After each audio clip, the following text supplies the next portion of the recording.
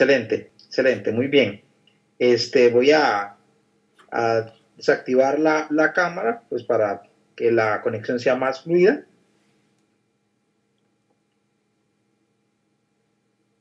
En la clase de hoy y en las próximas 3 semanas, vamos a tratar sobre distintos aspectos de programación en R. Hoy vamos a hablar un poco acerca de la instalación de R y algunos conceptos básicos. Y posteriormente nos vamos a ir adentrando poco a poco sobre temas más avanzados de R. Aquí tenemos en pantalla la plataforma, ¿verdad? Es la misma plataforma que han venido utilizando durante los cursos anteriores. Se puede acceder en el web de Promidad, en www.promidad.org.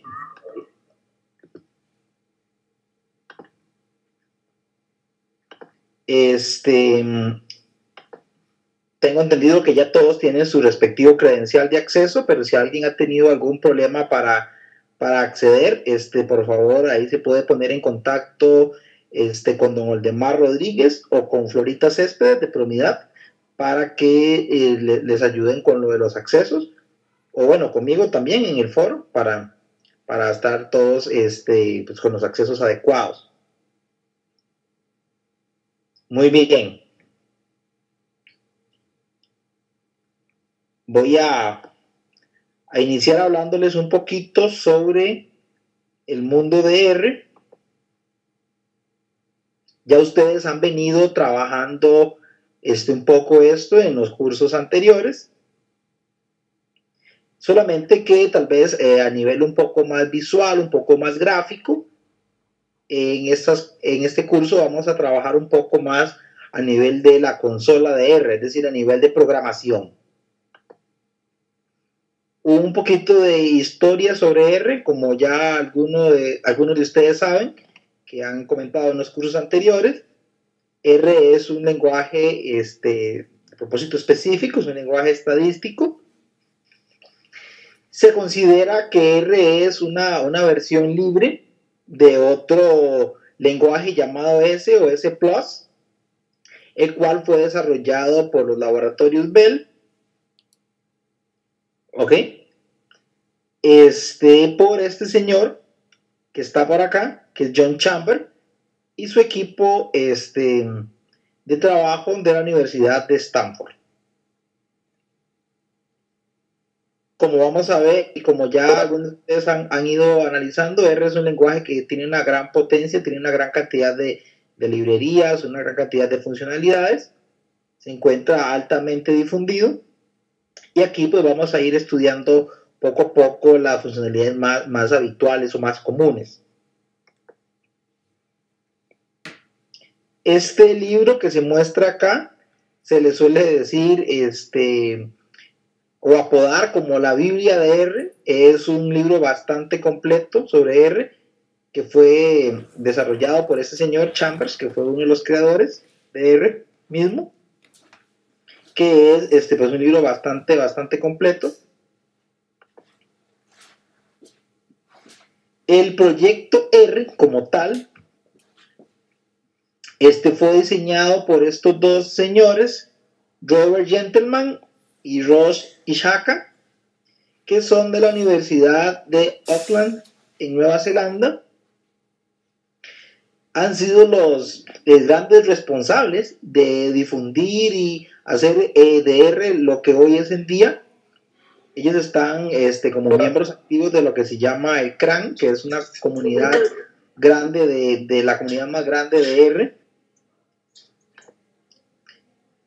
Y son esos que se muestran acá en la figura de la parte de abajo. R, por supuesto, el proyecto de R en general es más que estos dos señores. Hay gran cantidad de gente detrás de todo esto, desarrollando paquetes, mejorando funcionalidades, expandiendo cosas. Pero ellos fueron los que pues iniciaron en este proyecto, ¿verdad? De R.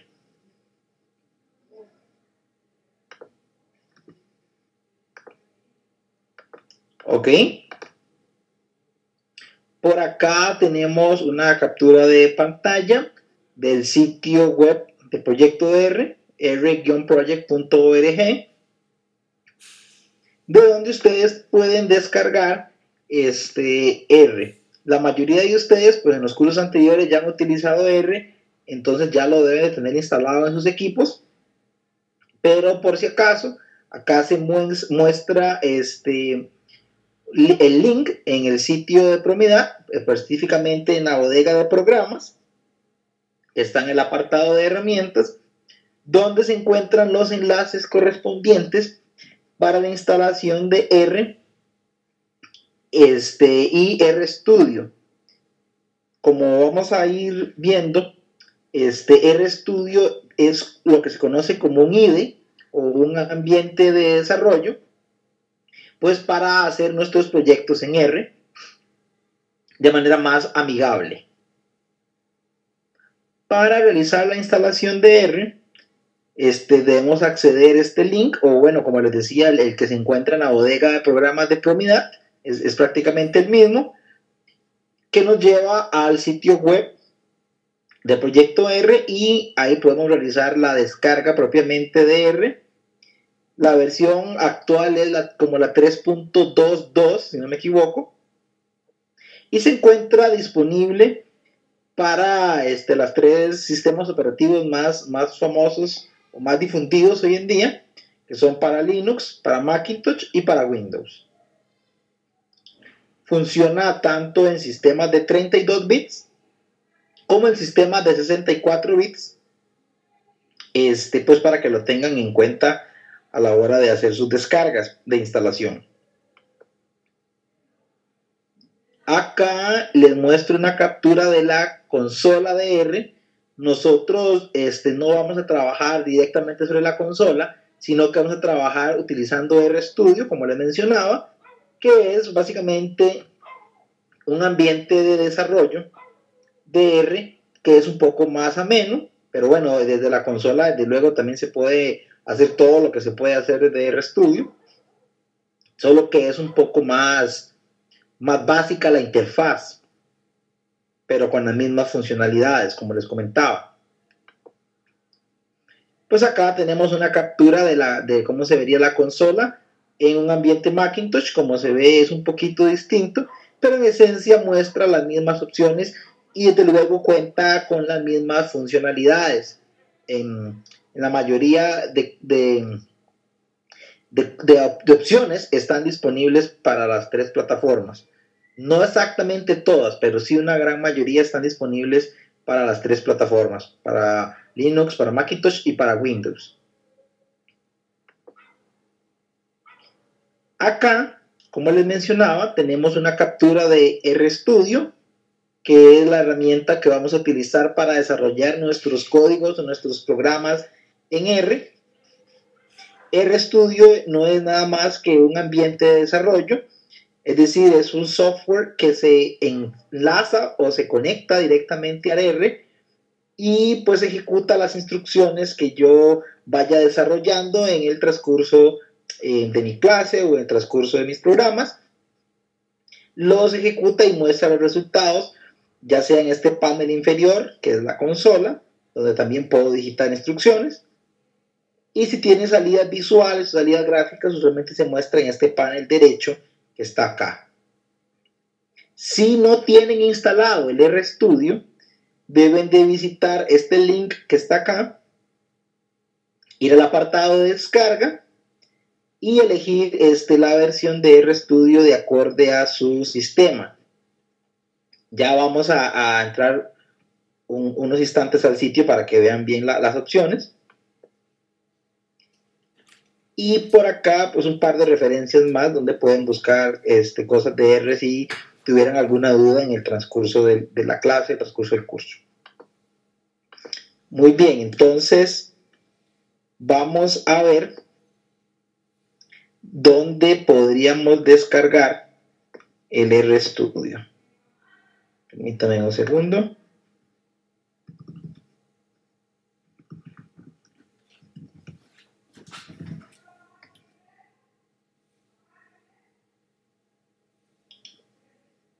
Este que se muestra en pantalla es el sitio web de RStudio. RStudio también es gratuito, al igual que R. Le damos en esta opción que dice Download RStudio. Nos manda a esta otra pantalla por acá. Elegimos que nuestra versión de RStudio es para escritorio. Entonces, por acá.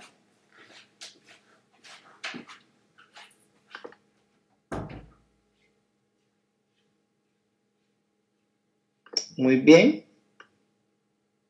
Vamos a ver, creo que no cargó. Vamos a darle otra vez. Ok. Le damos aquí en descargar RStudio para escritorio.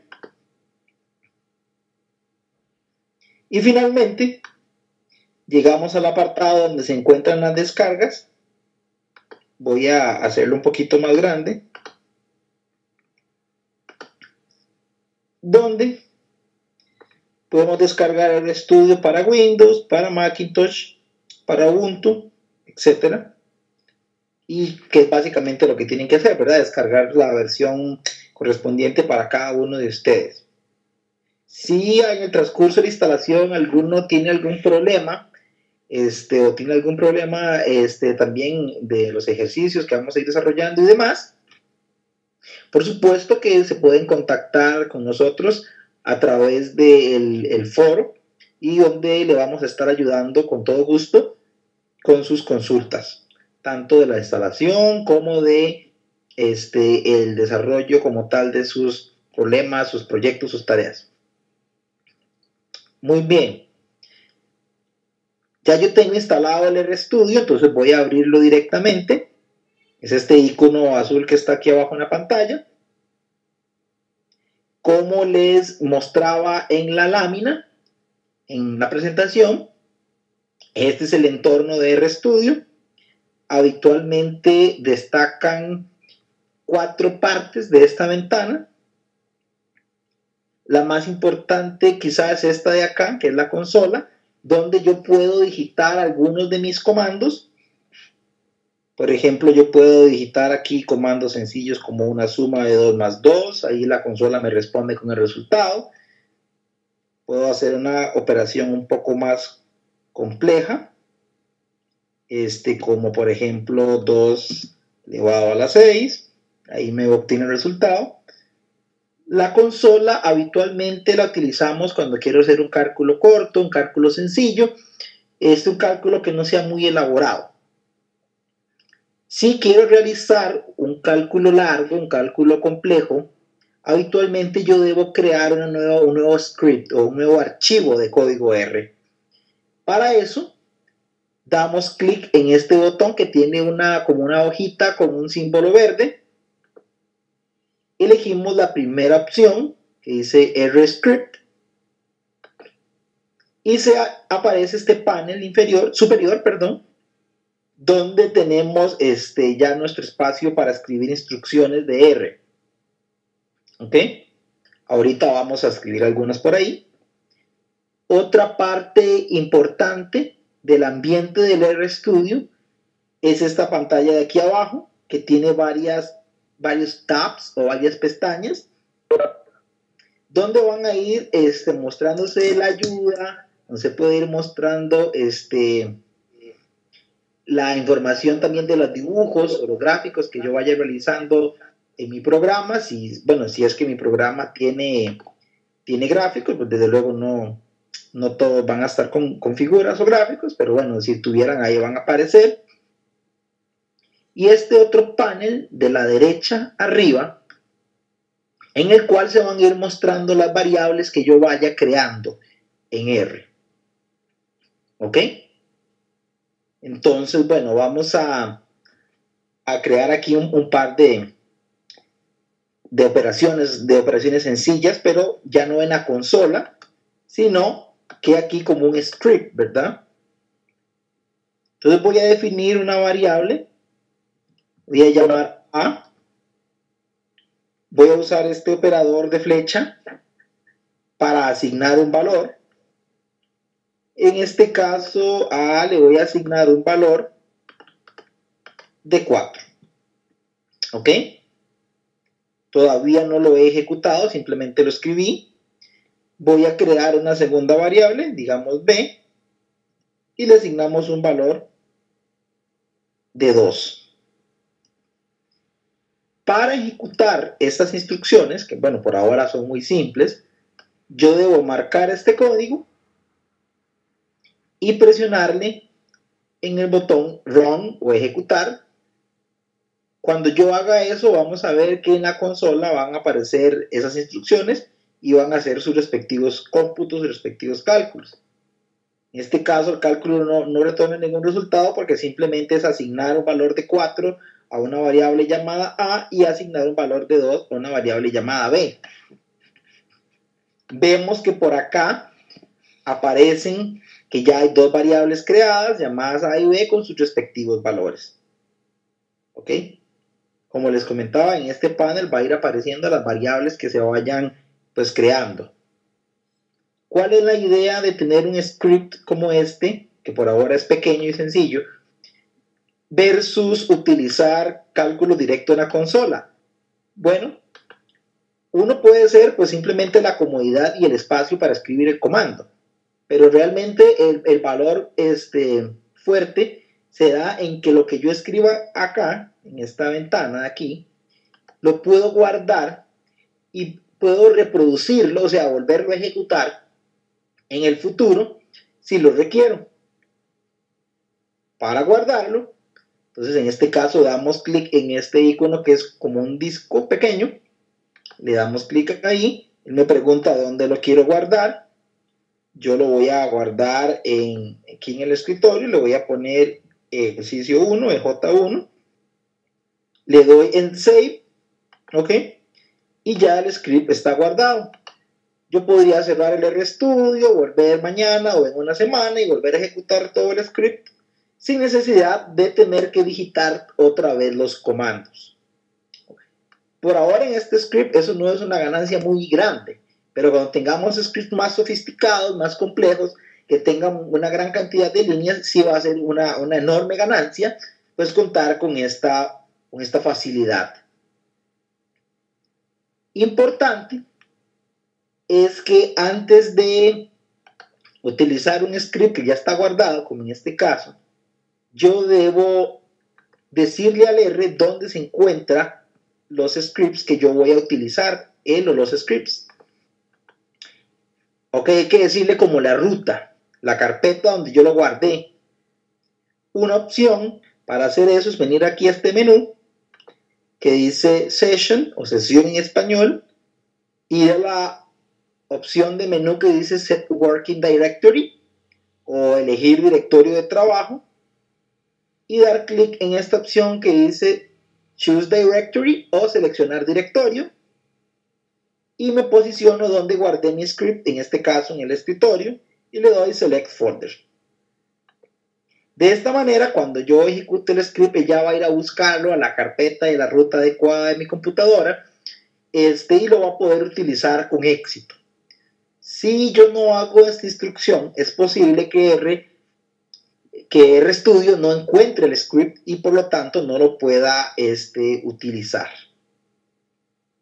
Muy bien. Ya que conocemos un poquito el ambiente de RStudio, las partes del ambiente, ¿verdad? Que les mencionaba, la consola, el apartado para escribir mis scripts, la parte de ayuda y de las salidas gráficas y la parte de las variables, pues vamos a proceder ya a ir viendo pues poco a poco cómo podemos trabajar con R y de qué dispone R para nuestra operativa diaria, ya sea pues en nuestro trabajo o nuestro estudio. Como les comentaba, se compone de una consola y un editor. Esto lo voy a avanzar rápido con las respectivas partes. Cuenta con posibilidad de incluir comentarios en las líneas. Por ejemplo, si yo quiero incluir algún mensaje que no sea programación propiamente, sino un mensaje que indique algo, pero para un usuario, para el humano, no para la computadora, se puede hacer anteponiendo a la instrucción este signo de numeral. Entonces, por ejemplo, si yo quiero decir, aquí estoy haciendo una operación de potencia, y poner esta frase, potencias, pero que el programa no intente calcular nada con esta frase, porque esta frase no es una instrucción R, puedo hacerlo, como les decía, anteponiendo esto. Entonces vamos a ver, llevémonos esto para R, copiamos por acá, lo guardamos. Si quiero hacer solo esta parte, la marco y la ejecuto, y él hace la potencia de 3 a la 4, queda 81, y no hace nada con esta línea, porque esta línea se indicó con este símbolo de numeral a su izquierda, que quiere decir que es un comentario o que no se va a analizar a nivel de programación. ¿Ok? Si yo quitara esto, si el programa posiblemente me daría un error. Entonces debemos de poner los comentarios, como les mencionaba, con el símbolo de numeral. También es importante saber en R cómo buscar ayuda. Eso es una de las partes más importantes cuando uno está iniciando en esto del R, en cualquier sistema en realidad, y se hace poniendo el signo de pregunta y después escribiendo el comando del que yo quiero obtener ayuda. Por ejemplo, si yo quiero obtener ayuda del comando para crear matrices, pongo el signo de pregunta, matrix, y vemos cómo aquí en el panel de la derecha, en la pestaña de ayuda, cambia la información y me muestra ayuda sobre cómo manejar matrices en R. Aquí describe un poco cómo se llama la instrucción, qué es lo que hace, cómo se puede llamar o invocar la instrucción. Eso lo vamos a ir viendo en el transcurso de esta clase y las clases siguientes. Cuáles son los argumentos de la función, o sea, cuáles valores recibe, cuáles valores retorna. Ejemplos usualmente en la parte de abajo, vamos a algunos ejemplos, referencias de dónde fue tomado el ejemplo y la demás información. Entonces ya sabemos que si queremos buscar ayuda, lo podemos hacer utilizando el signo de pregunta e indicando el nombre de la función que quiero que me den ayuda. Por acá tenemos algunos cálculos básicos, por ejemplo una potencia. Si quiero hacer división entera, es decir, que no me traiga la parte fraccionaria, sino solo la parte entera, aquí estoy haciendo la división de 31 entre 7, pero con división entera. Vean que lo que hago es poner el signo de división, pero encerrado entre dos signos de porcentaje, y aquí nos muestra que el resultado es 4. Si por el contrario quiero el residuo o el resto de dividir 31 entre 7, pongo dos símbolos de porcentaje y me dice que el residuo es 3. La razón es porque 4 por 7 es 28, sobran 3 para llegar a 31. Puedo hacer una operación combinada sencilla como esta, 7 por 4 más 3, ¿verdad? 28 más 3, 31. Puedo hacer una operación un poco más elaborada, como pi por 2 a la 3 menos raíz cuadrada de 4. Es importante notar que R cuenta de manera integrada con la constante pi, o sea, no tengo que escribir el 3.14, 15, etc., sino que ya el sistema entiende esa instrucción y trae el valor aproximado de pi, con una gran cantidad de decimales. Para expresar multiplicación, como les decía, se puso el asterisco. Para potencia se usa el acento circunflejo o el arco, que es este que se marca acá. Y para raíz cuadrada, esta función que dice SQRT, que viene de square root o raíz cuadrada en inglés.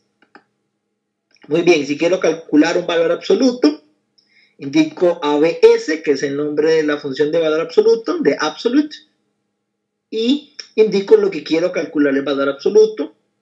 También la función factorial, la función logaritmo, la función seno, trigonométrico, y una gran gama de otras funciones que pueden explorar por ustedes mismos. Por acá mencionamos algunas pues, de las más usuales, de las más comunes, pero por supuesto que se cuenta con una cantidad más amplia que las que estamos mostrando. En muchas circunstancias tenemos conjuntos de datos los cuales no necesariamente están dentro del R en ese momento. Pueden ser conjuntos de datos de mi trabajo o de mi estudio y que yo quiero hacer algún cálculo con ellos en R, no sé, un análisis en componentes principales, una clasificación jerárquica, etc. Y yo no quiero tener que digitar esos datos para que lleguen a estar en el R, sino que yo quiero cargarlos de manera automática. Bueno, para ello R cuenta con distintas funcionalidades para cargar archivos.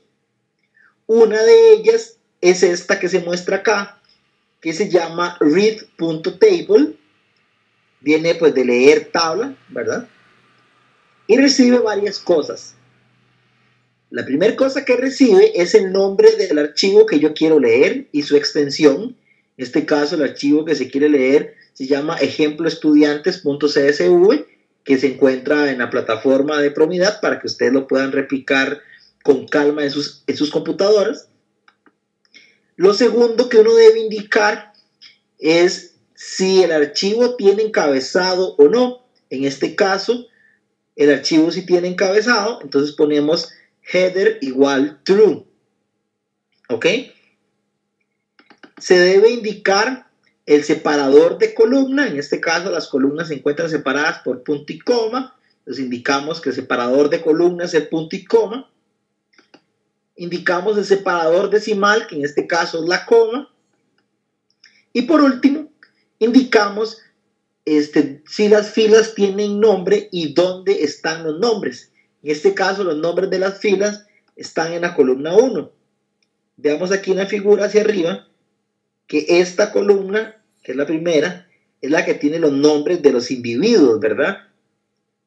De la tabla que se quiere cargar. ¿Ok? Entonces, por eso es que aquí dice row names 1. Si los nombres estuvieran en la columna 2 o en la columna 3, pues habría que indicar aquí un 2 o un 3. Si la tabla no tuviera encabezado, o sea, no estuviera esta parte de los títulos acá, entonces se pondría header en false, o en falso, es decir, que no habría encabezado, etc. Aquí R nos muestra una vista previa de la información que cargó.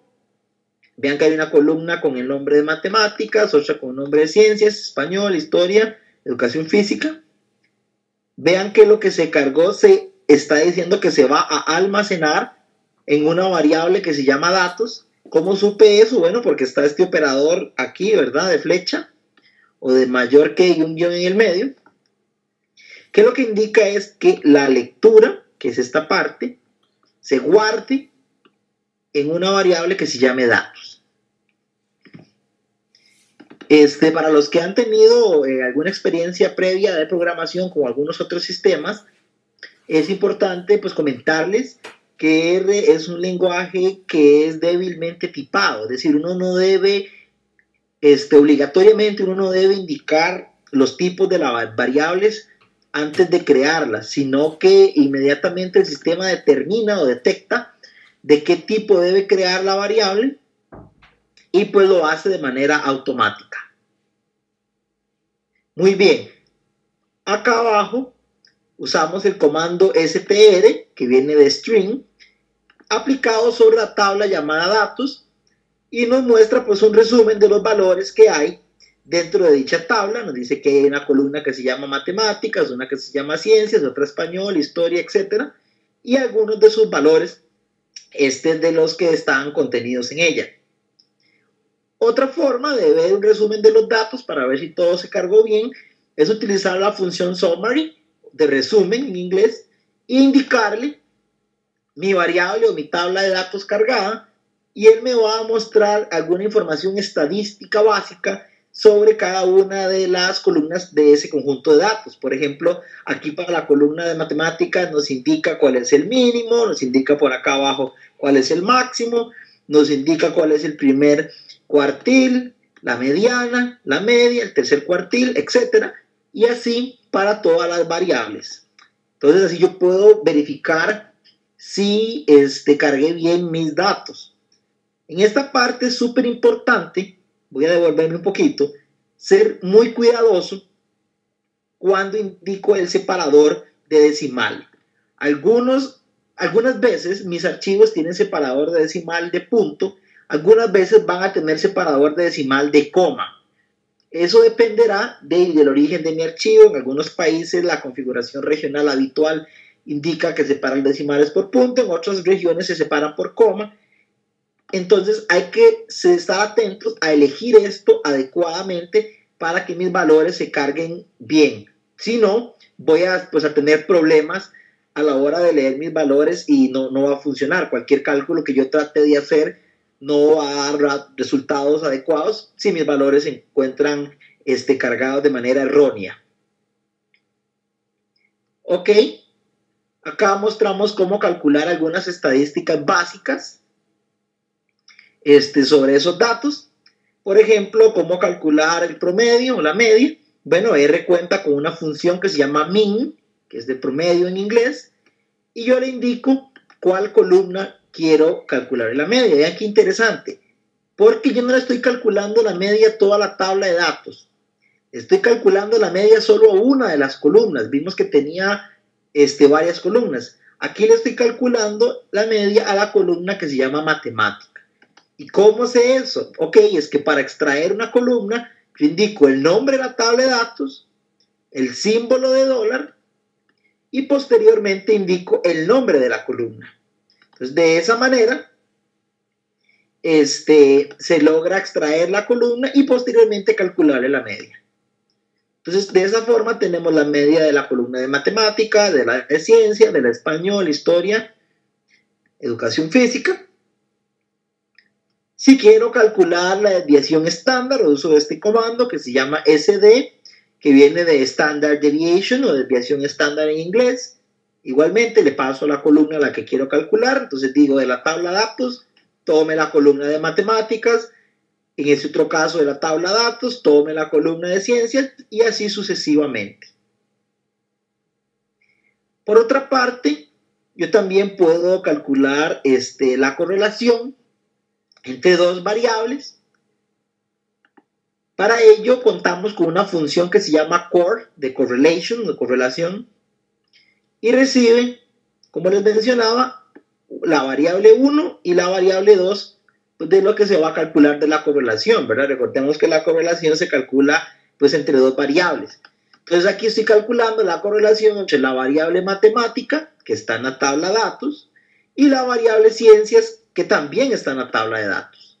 Y bueno, aquí el sistema me muestra la salida y dice que es 0.85, lo cual quiere indicar que la correlación en estas dos variables es bastante fuerte y positiva, ¿ok? Porque es relativamente cercana a 1. Acá calculamos la correlación de la variable español con la variable historia y me da también un valor relativamente alto que es 0.82. Y por último aquí calculamos la correlación entre matemática y educación física y vemos que es relativamente alta también, pero negativa. Da menos 0.78, que es más o menos cerca de menos 1. ¿Ok? Entonces, quiere decir que las variables están correlacionadas de manera fuerte, pero invertida. Es decir, que cuando alguien sube la nota de matemáticas tiende a bajar la educación física. O cuando tiende a subir la educación física tiende a bajar la de matemática. Muy bien. No sé si en este momento alguien tiene alguna consulta. Ajá. Por acá nos preguntan que si se quisiera sacar la media de una fila, más bien que si hay una función. En realidad la función es la misma, pero hay que especificar que es una fila y no que es una columna. Eso de cómo se especifica una fila en lugar de una columna, ya lo vamos a ver. Le adelanto que es indicando entre paréntesis cuadrados el número de fila de que estamos hablando, pero en esencia la función, como le decía, es la misma, solamente que aplicado a una fila en lugar de a una columna. Muy bien. No sé si alguien tiene alguna otra consulta.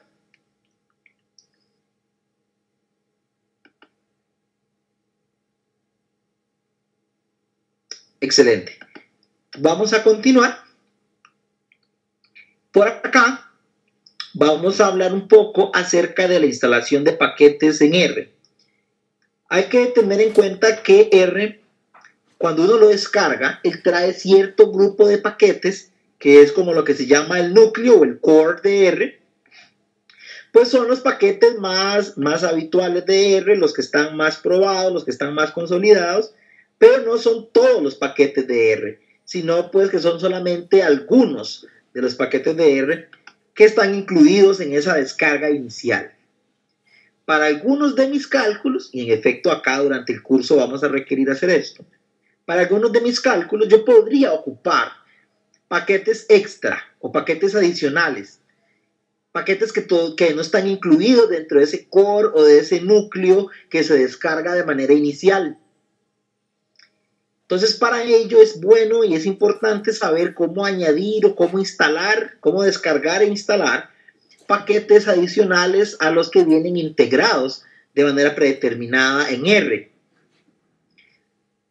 Para que se den una idea, R cuenta con alrededor de 5,000 paquetes adicionales. Es una gama bastante amplia.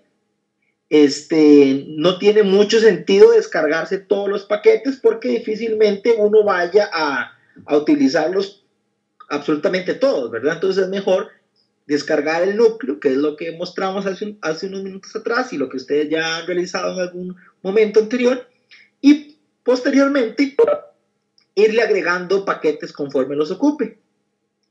Para ello, se utiliza esta instrucción que está acá, que es install.packages, de instalar paquetes.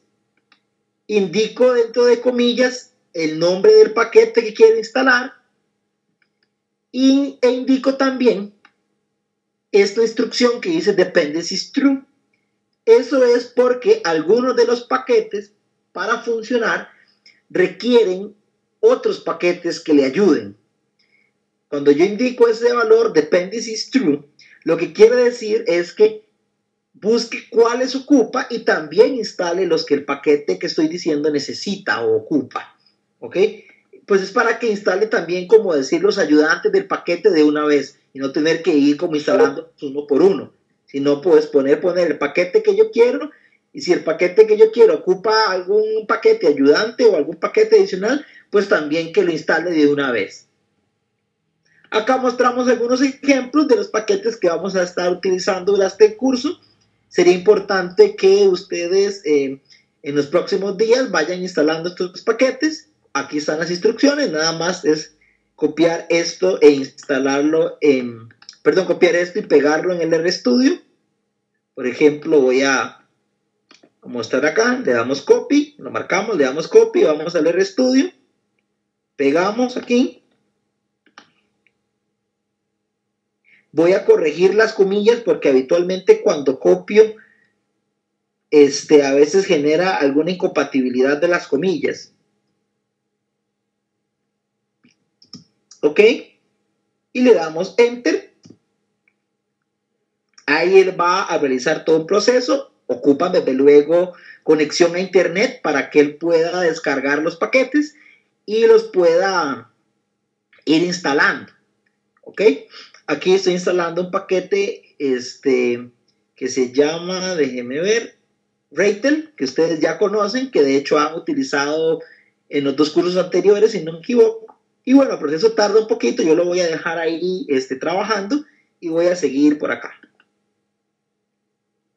Entonces, por favor, vayan instalándose estos paquetes en sus respectivos equipos, además, desde luego, del R y el RStudio, que es lo que hay que poner primero, y después estos paquetes, pues para que ya vayamos teniendo el ambiente idóneo para trabajar en el curso.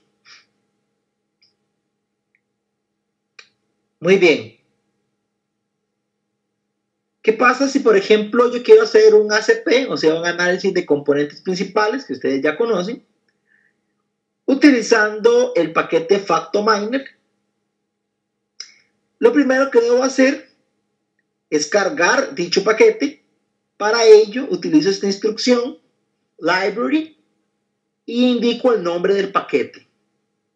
En este caso, el paquete se llama FactoMiner, entonces escribo la instrucción library FactoMiner. Esto siempre hay que ponerlo al comienzo de mi programa o de mi script de R cuando yo voy a utilizar una función o algo que está dentro de este paquete, ¿verdad? Pues para que el sistema lo cargue primero, lo suba a la memoria y después ya podamos hacer uso de él. Ahí nos muestra alguna información de control en el momento de la carga, que es lo que se ve ahí en pantalla. Una vez que ya se cargó el paquete, si ya lo teníamos instalado, ¿verdad? Muy importante, para poderlo cargar hay que haberlo instalado con antelación. Y una vez que ya se instaló y lo tengo cargado con el library y el nombre del paquete, me puedo disponer a hacer mi cálculo del análisis de componentes principales. Entonces, cargo los datos, ¿ok? Con esta instrucción. Recuerden que digo dónde quiero guardar los datos. Digo read.table para decir que quiero cargar una tabla. Digo el nombre del archivo que quiero cargar. Digo si tiene encabezados o no, el separador de columnas, el separador de decimales. Y si las filas tienen nombre y de dónde tienen el nombre, si en la columna 1, columna 2, etc. Muy bien. Debo indicar dónde están mis archivos de programas o mis archivos de programas de R, perdón, o mis archivos de datos. Para ello se utiliza este comando. Hace unos instantes atrás yo lo hice de manera visual en el menú Sessions, ¿ok? También se puede escoger la ruta de trabajo a nivel de comandos. Y el comando que se utiliza es setwd, que significa Set Working Directory, o en español, elegir directorio de trabajo. Y entre comillas yo indico la ruta de donde tengo mis archivos de datos o mis archivos de programas de R que yo he ido creando. ¿Ok? Eso es súper importante, les repito, porque si no, el programa no va a poder encontrar los datos. Muy bien, ya tengo eso listo. Entonces voy a hacer, vean qué bonito para hacer un análisis de componentes principales. Yo digo PCA, que es el nombre de la función para hacer análisis de componentes principales, que viene de Principal Component Analysis, de análisis de componentes principales en inglés. Indico la tabla de datos a la que quiero hacer mi cálculo, que es justamente esta que acabo de cargar. Le indico si quiero que mis datos sean centrados. Le indico la cantidad de componentes principales, en este caso le está indicando 5. Y si quiero que él automáticamente grafique. En este caso le estamos diciendo que no grafique automáticamente. Guardo el resultado del cálculo del análisis en componentes principales y manualmente yo hago mi gráfico. Yo digo plot, que es la función que se utiliza para graficar. Le digo qué es lo que quiero graficar, que es el resultado del análisis en componentes principales.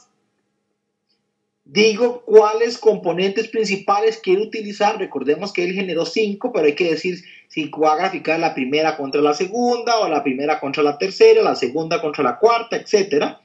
Aquí indicamos que es la primera contra la segunda.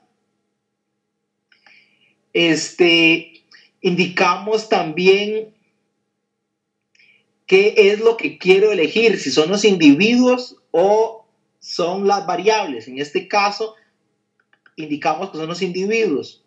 Indicamos el color y si quiero que realice el gráfico en una ventana nueva, una ventana limpia, le decimos que sí. Y por acá tenemos la salida que genera al hacer este cálculo. Vemos el gráfico de individuos, puntos rojos con letras en rojo. Dimensión 1 contra dimensión 2, el porcentaje de inercia explicado por cada uno de los ejes, etc. Estos gráficos se pueden personalizar un poco más. Más adelante vamos a estudiar eso. Estos gráficos se les puede cambiar este título, se le puede hacer estas letras más grandes, más pequeñas. Se puede cambiar que quiero una cuadrícula en el fondo. Muchas cosas se pueden hacer para que se vean más elegantes. Por ahora lo vamos a hacer solamente así, que es la manera predeterminada, pero se pueden hacer de una manera más elegante. Acá tenemos también el gráfico del círculo de correlaciones, ya que la instrucción es la misma, muy parecida, excepto porque yo indico aquí var en vez de int. Este var de variables, que lo que quiero graficar es las variables, y él entiende y automáticamente, pues como las variables se analizan en el círculo de correlaciones, pues dibuja un círculo de correlación.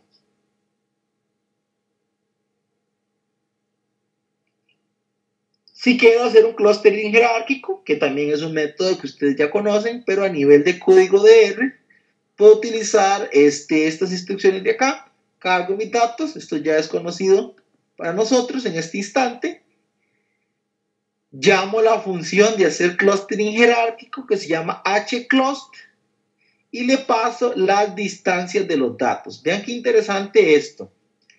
Acá no se le pasan directamente los datos, sino se le pasan las distancias entre los datos. Por ello se invoca esta función dist antes que la función hclust. Entonces hay que tener eso ahí presente. Muy importante. Y el método de agregación, que en este caso es del salto máximo, se llama complete. Le digo plot, realiza mi figura. Ahí tenemos el dendrograma. Vemos los distintos individuos, cómo se agrupan. También, si yo quiero marcar grupos de manera automática dentro de mi dendrograma, puedo usar esta función que dice rect.hclust, que lo que hace es marcarme estos rectángulos aquí para hacer grupos. ¿Por qué hizo 3 grupos? Porque yo indiqué aquí k igual 3. Hay que indicarle cuántos grupos quiero. Y se le indicó el color del contorno del rectángulo que encierra cada grupo. En este caso se indicó red, o bueno, el rojo en inglés, ¿verdad? Por acá tenemos lo mismo, pero utilizando agregación de salto mínimo. Entonces se indica aquí en method igual single. Como todos sabemos, el resultado no tiene por qué ser el mismo. Si queremos agregación de salto promedio, indico aquí en method igual average de promedio. Aquí tenemos la salida. O bien agregación de war, indicamos aquí el method o método en español igual a war. ¿Ok? Esto los pasé rápido, pues son muy similares al que vimos al primero. Entonces no hay mucha ciencia, lo único que cambia ahí es la agregación, ¿verdad? Muy bien. Entonces vamos a tratar de comprender o de analizar un poco cómo es que funcionan ya los cálculos un poco a nivel al interior del R. Cómo es que se pueden ir creando las variables, cómo se pueden ir usando más operaciones, cómo poder realizar comparaciones, cómo poder realizar filtrados. Y es justamente lo que tratamos en este apartado. Acá vemos que, como les comentaba hace unos instantes, para asignar un valor utilizo este operador. Este operador se compone de 2 símbolos.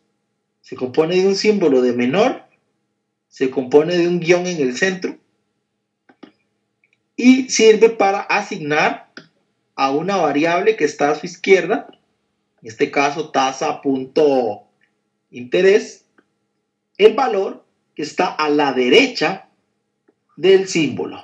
¿Ok? Esto va a guardar en tasa de interés 0.3 porque 0.3 es el valor que se indicó aquí. También se puede hacer con el operador de igual, que es el más convencional en la mayoría de lenguajes de programación. ¿Ok?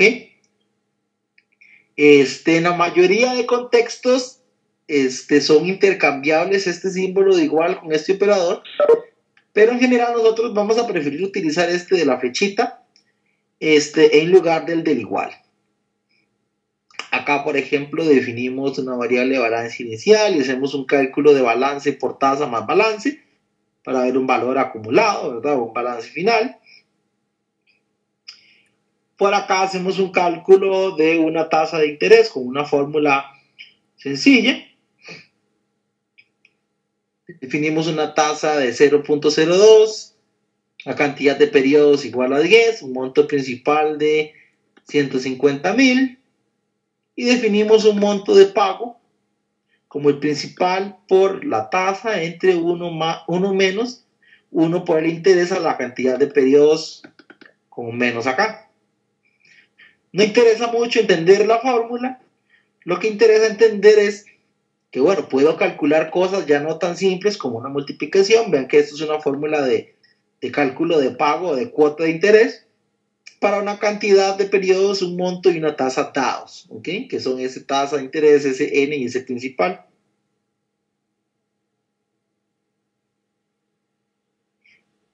R es case sensitive, o lo que se conoce en español como sencilla, mayúsculas y minúsculas. ¿Qué quiere decir? Que las instrucciones tienen que escribirse exactamente igual en el sentido mayúscula y minúscula. No es lo mismo X mayúscula en R que X en minúscula. No es lo mismo min, que es la función promedio, así en minúscula, que min con todas en mayúscula.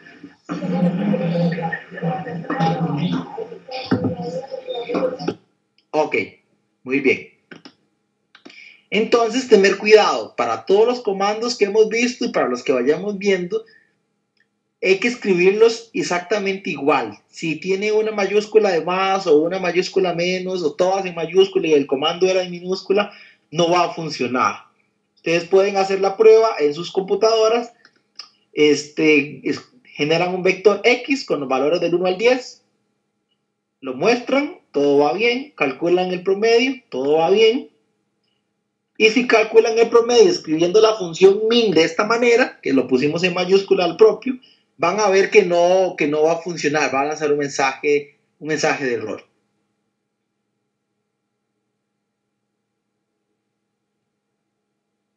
Yo puedo querer ver qué hay almacenado en la memoria de mis programas de R.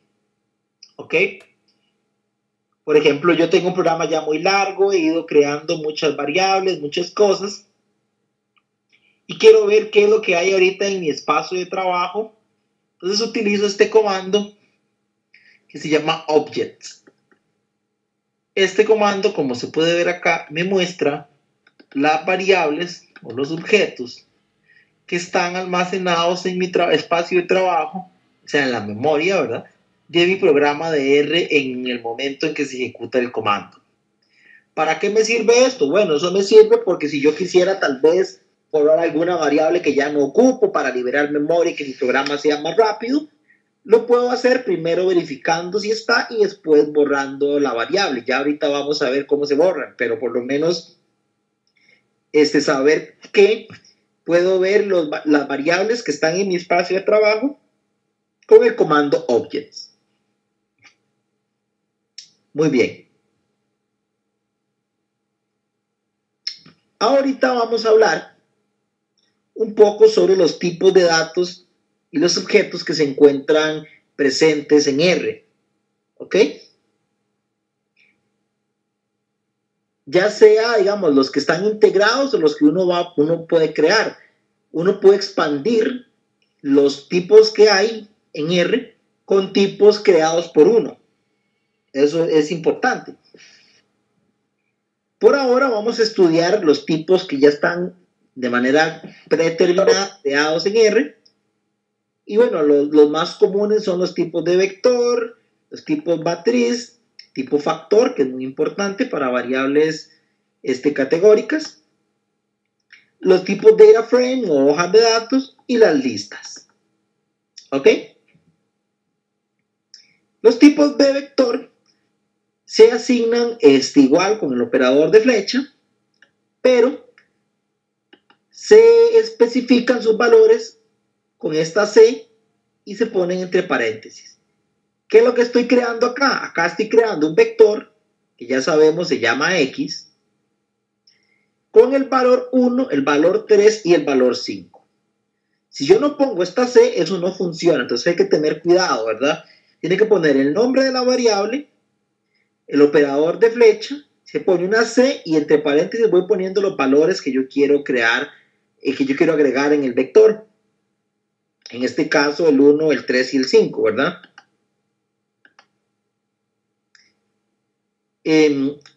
Yo puedo querer en algunos contextos agregar un vector o crear un vector que sea una secuencia.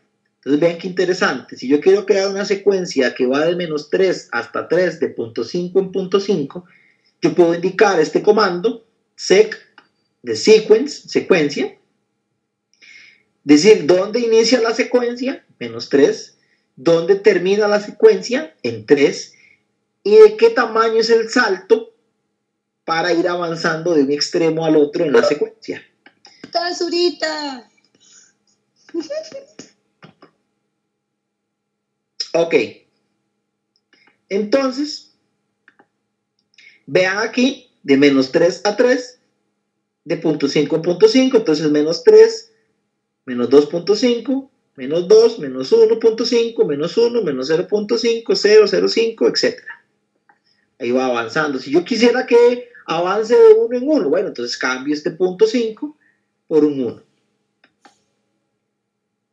En algunos contextos, también yo podría querer replicar un valor, replicar un vector varias veces para realizar algún cálculo. Para eso contamos con la función rep, que significa replicar o replicate, ¿ok? Por ejemplo, si yo quiero replicar el 0 100 veces, hacer un vector de 100 ceros, es decir, y no tener que ponerlos uno a uno, los ceros ahí, uno tras otro, yo digo la instrucción rep, digo el valor que quiero replicar, en este caso es el 0, y cuántas veces lo quiero replicar, en este caso dijimos 100. Incluso yo puedo replicar un grupo de valores, no un valor solo, sino un grupo de valores. Por ejemplo, si yo quiero replicar la secuencia 1, 2, 3, 1, 2, 3, 1, 2, 3, perdón, si yo quiero replicar la secuencia 1, 2, 3 tres veces para que se forme 1, 2, 3, 1, 2, 3, 1, 2, 3, yo puedo decir rep de replicar, decir que voy a replicar los valores del 1 al 3 y que lo voy a replicar 3 veces. Entonces aquí están los valores del 1 al 3, la primera vez, la segunda vez, la tercera vez. Y así pues tantas veces como yo lo ocupe. Si yo quiero calcular el largo o la longitud de un vector, es decir, la cantidad de elementos de los que se compone el vector, yo puedo usar una función que se llama length, ¿ok? Veamos por acá. Acá estamos creando un vector X con 4 valores. Aquí están los valores. Después, a propósito, lo estamos vaciando, lo estamos llenando con otros 3 valores. Ahí están los 3 valores. Creo un vector Y con 3 valores. Vean que no son los mismos. En X son 1, 6, 2. Acá 1, 4, 3. Y después digo cuántos elementos hay en X. Él dice que hay 3. ¿Ok? Ese 3 es porque acá hay 1, 2, 3. Si pregunto el largo de Y, también me dice que hay 3. ¿Por qué? Porque cuando está ahí creando aquí Y, hay 1, 2, 3 valores. Muy bien. Entonces, como les comentaba, la función length o largo en español nos sirve para calcular la longitud de un vector. Es importante que las funciones tienen que ponerse en inglés, evidentemente tal cual salen acá. No es que puedo utilizar la función largo así en español, tal cual. No, tengo que poner length en inglés. Una de las grandes ventajas con las que cuentan lenguajes como R es la posibilidad de hacer operaciones matriciales o operaciones vectoriales de manera muy simple.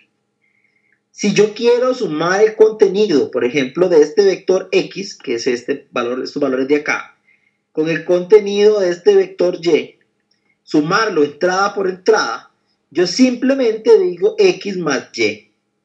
Si ambos vectores son de tamaños compatibles, él va a realizar la suma y nos da este resultado de aquí.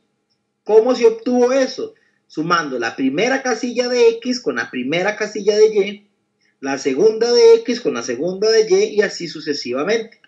Entonces, por ejemplo, este 2 se obtiene de sumar este 1 con este 1 para un total de 2. Suma este 6 con este 4 para un total de 10. Este 2 con este 3 para un total de 5. Y así sucesivamente si tuviera más valores. Obviamente es importante que las longitudes de los vectores sean compatibles, ¿ok? Para que él pueda hacer esa suma. Los que han programado en algunos otros lenguajes deben tener en cuenta que esto es una característica muy especial de los lenguajes vectoriales o matriciales. Si yo quisiera sumar un vector con otro vector en la mayoría de lenguajes de programación, yo tendría que ir iterando con un ciclo casilla por casilla para hacer la suma. Acá el operador de adición o el operador de más ya se encuentra sobrecargado de manera adecuada para permitir realizar esa suma de manera automática como si se tratara de simples escalares o números solos. Acá lo que hacemos es sumar todos los valores de X y dividirlos entre largo, pues para calcular la media a mano o a pie, que dice uno, ¿ok? Pero también podríamos desde luego haber usado la función min, que ya todos conocemos. Si yo quisiera, como les mencionaba hace un rato, eliminar variables de la memoria, yo puedo usar esta función que se llama rm. Ese rm viene de remove o de remover. Y le digo cuáles variables quiero quitar. Acá usé el comando ls, que es muy similar a objects. Usé el comando ls para ver cuáles variables estaban en la memoria. Después le dije rmx, y, es decir, remove de x y de y, o sea, borre la variable x y borre la variable y. Y para revisar que efectivamente se borraron, digo ls otra vez y vemos que esta x y esta y, que eran unas variables que existían en este momento, ya en este otro instante no existen, o sea, se limpiaron de la memoria. ¿Para qué puedo querer hacer eso?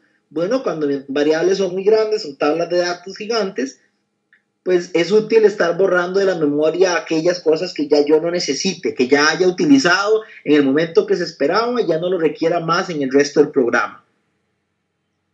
Si yo quisiera borrar todas las variables, yo digo rm de remove y le digo que borre list igual ls, es decir, que borre todas las variables que se han listado por el comando ls.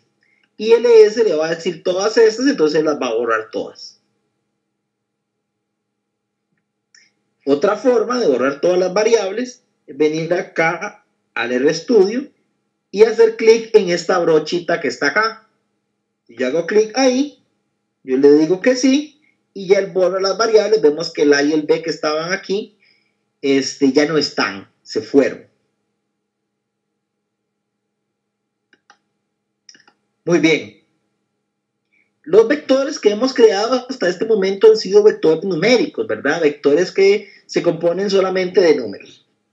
Pero, por supuesto que yo puedo crear vectores textuales o vectores que contengan cadena de caracteres. Y justamente eso es lo que estamos haciendo acá. Estamos creando un vector que se llama género, que tiene dos valores, uno que dice mujer y otro que dice hombre, que están entrecomillados para indicar que son textuales. Es importante recordar que para indicar textos en R se pueden usar tanto comilla simple como comilla doble. ¿Ok? El sistema entiende ambos tipos de comilla. Entonces, pues aquí queda una variable textual. Por acá estamos creando datos aleatorios de una distribución normal. Para eso utilizamos la función rnorm, de random normal, y le digo que cree 50 valores aleatorios de una distribución normal. Entonces él utiliza una distribución normal de media 0 y desviación estándar 1. ¿Ok? Si yo quiero indicar la media como tal, la que yo quiero, pues lo hago de esta otra forma. Quiero 50 valores, de media 50 y desviación estándar 0.1. Entonces lo indico pues así, ¿verdad? Min igual 50 y SD de Standard Deviation igual a 0.1. Calculamos pues la correlación entre las variables. Desde luego va a ser alta porque la variable y se generó en términos de la variable x más una normal. Puedo calcular la media de toda esa matriz, la varianza, eso ya lo habíamos visto. La desviación estándar la estamos calculando vista como la raíz cuadrada de la varianza, pero también la puedo calcular de manera directa con la función SD que tiene R para calcular desviación estándar, ¿verdad? Muy bien, ya sabemos cómo crear vectores un poquito textuales o vectores numéricos. Sabemos cómo operar algunas cosas, vimos cómo sumar dos vectores. Ahora quizás uno lo que se pregunta es, bueno, ¿cómo accedo yo a una casilla o un grupo de casillas de un vector, verdad? Pues para hacer una operación solamente sobre una parte de los datos, o para validar algo en un subconjunto de los datos, para tomar una fila de una matriz, etc. Entonces veamos aquí, definimos un vector llamado X, como estos elementos que están acá. Recuerden que se indican entre paréntesis, separados por una coma, pero se debe indicar esta C a la izquierda, y esta C es de concatenar, o concatenate en inglés. ¿Ok? Y para acceder a las casillas del vector, yo indico entre paréntesis cuadrados, o corchetes, como quieran llamarles, el número de posición. Es importante tener en cuenta que en R el número de posición de los vectores inicia en 1. Hago la salvedad porque en algunos lenguajes de programación inician en 0, pero en el caso de R inician en 1. Entonces, la casilla 1 es este 90, la casilla 2 es este 98, la casilla 3 es este menos 10. Vean, por ejemplo, aquí que preguntan la casilla que va en un rango. Vean que si yo quiero las casillas 3, 4 y 5, yo puedo decir casillas que van de la 3 hasta la 5, con ese 2 puntos. Y él entiende que son las casillas 3, casilla 4 y casilla 5. ¿Qué serían este menos 10, este 22 y este menos 9? Que es justamente lo que el sistema pues me está mostrando aquí abajo. Algo súper interesante, que es muy particular de R, es que yo puedo indicar índices negativos. Vean aquí que estoy diciendo algo así como x menos 1. Bueno, eso lo que quiere decir es que traiga todos los elementos de x excepto el 1, o sea, que está en la posición 1. Veamos aquí. En x empezaba en 90, que era la posición 1. Vean que aquí no trajo la posición 1, que era ese 90, sino que empezó con el 98, siguió con el menos 10, 22, etc. Por acá yo digo x menos 3, quiere decir vaya de x, traiga todas aquellas casillas excepto la casilla 3. Entonces este menos 10 que está acá no sale en este resultado porque le estoy indicando justamente que no traiga la casilla 3. Yo puedo desde luego indicar que no traiga no solo una, sino 2 o 3 o 4 casillas. Acá le estoy justamente indicando no me traiga la casilla 2 ni tampoco me traiga la casilla 3. Y él pues trae la restante, va a traer la 1, la 2 no la trae, la 3 no la trae la 4, 5, 6, etc. Si yo quiero realizar una comparación de los valores que hay en uno de los vectores, puedo utilizar los operadores relacionales con los que cuenta R. Básicamente son los operadores clásicos con los que cuenta la mayoría de lenguajes de programación. Acá, por ejemplo, creamos un vector que tiene 5 elementos, el 3, el 6, el 9, el 2 y el menos 5. Le damos por nombre A y yo quiero saber cuáles casillas son más grandes que 4, mayores a 4. Entonces digo A mayor a 4. Y lo que él va a hacer internamente es ir entrada por entrada, comparando cuál sí y cuál no es mayor que 4. Por ejemplo, este false que está aquí, quiere decir que la primera entrada de A, la primera casilla, no es mayor que 4. En efecto, no es mayor que 4. Este true indica que la segunda casilla sí cumple ser mayor que 4. Y vemos que sí lo cumple. 9 sí es mayor que 4, por eso hay un true aquí. 2 no es mayor que 4, por eso false. Menos 5 no es mayor que 4, por eso false. Entonces ven que en una sola instrucción él va evaluando contra todos los valores que están en A, lo cual es sumamente útil para no tener que hacer una iteración casilla a casilla. Si quiero saber, por ejemplo, cuáles casillas de A son exactamente iguales a 4. Entonces yo digo A y pongo el doble igual, vean que son dos iguales seguidos, y el valor 4. Aquí todos dan false, es decir, la primera no es 4, la segunda no es 4, la tercera no es 4, la cuarta no es 4 y la quinta es 4. Y eso es evidente, pues al ver el vector vemos que no hay ningún 4 dentro del vector. Aquí encontramos las casillas que son mayores o iguales que 4, las distintas de 4. Vean que esto me dice cuáles, pero no me las extrae todavía. Nada más dice si sí o si no cumplen la regla que indiqué, de ser mayor, menor, igual o menor estricto que 4, pero no las extrae. Si yo quisiera extraerlos, tengo que hacer esto que está acá. Decir, ¿de dónde quiero tomarlo? Decir los paréntesis cuadrados y decir la regla, en este caso A mayor que 4. ¿Ok? Y trae el 6 y el 9, que en efecto son los únicos que están en A que son mayores estrictos que 4. Por acá, creamos un vector B con estos valores de acá y preguntamos A menor que B. Lo que hace es comparar la primera casilla de A contra la primera casilla de B a ver si es menor o no. Después compara la segunda de A con la segunda de B a ver si es menor o no, etc. Y genera esta salida de aquí. Si yo quisiera propiamente los valores, entonces tengo que evaluarlo. Vean la importancia de la diferencia entre esto que está acá y esto otro que está acá. El primero me retorna solamente como un test de si cumple o no cumple la regla. Este segundo aplica el test, pero además extrae los valores. Y bueno, las reglas pueden ser un poco más sofisticadas, ¿verdad? Pueden tener una conexión o una conjunción con un i, es decir, traiga las casillas que son menores que las de B y a la vez son menores que 0. O bien, vean que el signo de ampersand, o este es como una especie de 8, ¿verdad? Es el que se usa para hacer el i, o la conjunción en R. Y el pipe, o barra vertical, es el que utiliza para hacer la disyunción, o el OR en R. Entonces aquí extrae de A las casillas que cumplan ya sea ser menores que 0 o bien ser mayores o iguales que 6. Muy bien. Por acá creamos este otro vector con estos valores que están ahí. Y guardo la regla en una variable. Vean qué interesante, porque antes yo la regla la aplicaba directamente, pero acá a propósito estoy guardando el resultado de aplicar la regla. Aquí estoy creando una variable que se llama es.neg y le estoy asignando el valor de lo que traiga la regla ser menor que 0.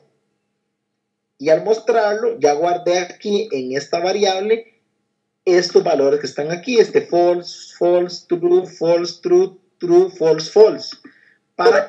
Para posteriormente hacer una evaluación y extraer los valores. Vean que aquí lo estoy haciendo en dos pasos.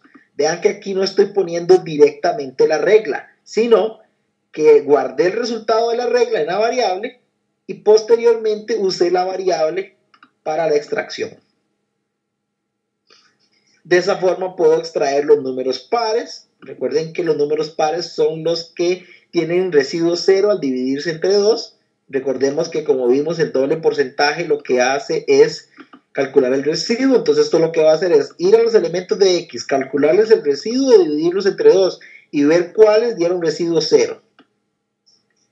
Y ya al evaluar en X, ya el byte trae justamente aquellos que cumplen esa condición, esa regla. ¿Ok? Yo puedo combinar dos reglas previas. Vean que estoy combinando una regla que se llama SPAR con una regla es negativo o es neg. Y decir que traiga los que cumplen esta regla y también cumplan la otra regla. Puedo sumar vectores, eso ya lo comentamos un poco. Creo dos vectores y digo suma. Lo que va a hacer es sumar casilla por casilla. Suma este 90 con este 0 y da 90. Suma este 98 con este menos 98 y da 0. Y así va sumando casilla por casilla. Repito, siempre y cuando los vectores sean de tamaños compatibles. Puedo multiplicar un escalar por un vector. Entonces, este 2 por x, donde x es un vector, va a multiplicar por 2 cada una de las casillas de x. Es decir, la primera casilla la va a multiplicar por 2, la segunda por 2, la tercera por 2, etc. Este x menos 5 le va a restar 5 a cada casilla de x. Esta potencia a la 3 va a elevar a la 3 cada casilla de x. Esta x a la y va a elevar a la y cada casilla de x. Como y también es un vector, entonces lo que hace es tomar la primera casilla de x y hacer la potencia contra la primera casilla de y. Toma la segunda casilla de x, hace la potencia con la segunda casilla de y así sucesivamente. Muy bien, antes de continuar, quisiera ver si alguien tiene alguna consulta al respecto de lo que ya hemos visto. Hemos visto creación de vectores, hemos visto cómo llenar un vector con números o con textuales, hemos visto un poquito sobre cómo comparar si un vector tiene una casilla igual a algo, mayor, menor, igual que algo. Hemos visto cómo crear secuencias, cómo crear repeticiones de datos. Hemos visto cómo aplicar selecciones de condicionadas, ¿verdad? O cómo combinar reglas.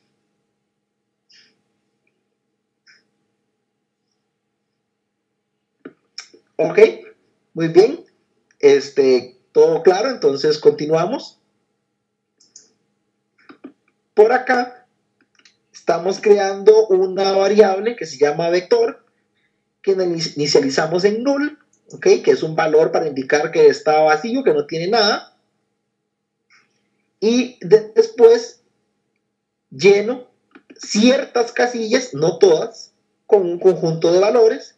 Aquí estoy generando una secuencia que va del 2 hasta el 20, de 2 en 2, es decir, 2, 4, 6, 8, etc. Y la lleno justamente con los valores mismos. Entonces vean, la casilla 1 no la llena, porque el llenado se asigna del 2 en 2. La primera que va a llenar es la 2, la segunda es la 4, etc. La casilla 2 sí la llena. ¿Con qué la llena? Con el valor aquí de la secuencia. El primer valor de esta secuencia es un 2. La casilla 3 no la llena porque el llenado va saltando de 2 en 2. La casilla 4 sí la llena, etc. Y así va. Si yo sumo el vector consigo mismo, él va a sumar la primera casilla de vector con la primera casilla de vector, la segunda con la segunda. Entonces, por ejemplo, este NA que está aquí significa no disponible o not available, y es porque sumó la primera casilla que era vacía con la primera casilla que también es vacía, entonces no puede dar nada. Después suma este 2, que es la segunda casilla, contra otra vez ese 2, entonces da este 4 que está aquí. Esta está ausente, entonces no la puede sumar. Suma este 4 contra el mismo otra vez, da este 8 y así sucesivamente. Si multiplico por 3 ese vector, entonces lo que hace es, bueno, los que están vacíos no los puede multiplicar, los deja iguales, y los que sí los multiplica por el valor.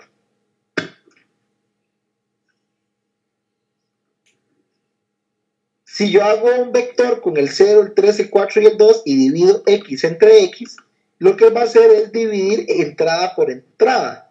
Es decir, dividir la primera casilla de x entre la primera casilla de x, la segunda casilla de x entre la segunda casilla de x, etc.